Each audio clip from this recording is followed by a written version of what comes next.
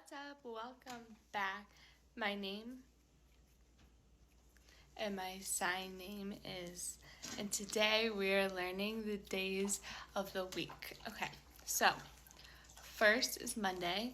You just make an M with your hand, this is your dominant hand, face it towards you, and go in a circle. Monday. Then Tuesday is kind of the same. It's a T. This is a T in sign language. Tuesday, and then Wednesday, this is a W in sign language, face towards you.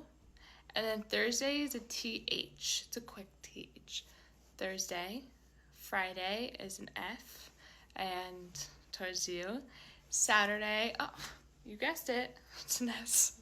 Saturday, and Sunday is in a couple ways, but it's mostly Sunday.